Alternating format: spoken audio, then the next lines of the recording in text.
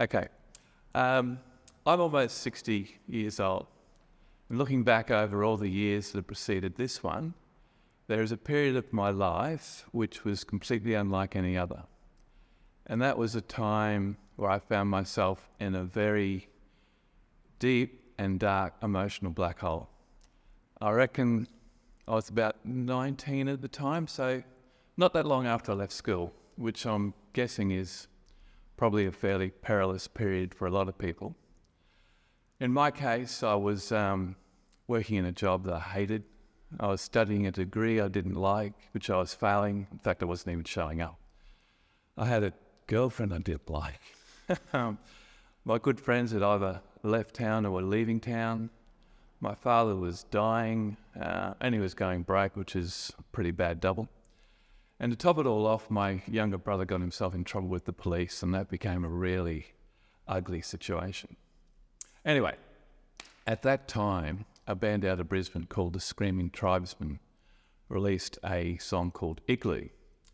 And footnote, the original version of that song is much better than the subsequent recordings.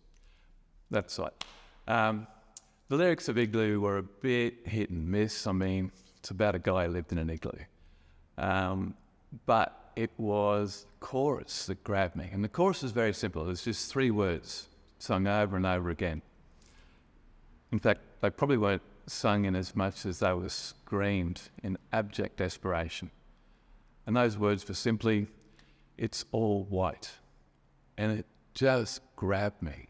I remember the sense of isolation and loneliness that instilled in me at the time was almost overpowering.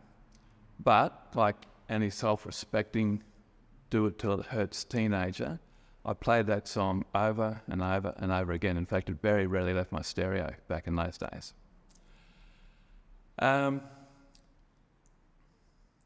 See, I told you this would happen. I forgot where it was. But here's the rub. That song, over time, became strangely therapeutic for me. And if you know the song, you'll notice a very strange thing to say, because this really ain't therapy music. It's really hard-hitting and to the point. But that's what it became for me. And I wouldn't say that song got me through a terrible period of my life, but I would say it helped, and it helped a lot. There's a downside. There's always a downside, and the downside is I'm very lucky. I haven't taken the black dog for a stroll like that since that terrible time when I was a kid.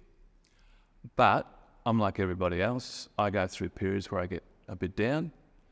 But unlike everybody else, when I get down, a bloody stupid song is on repeat in my brain, and it drives me to distraction.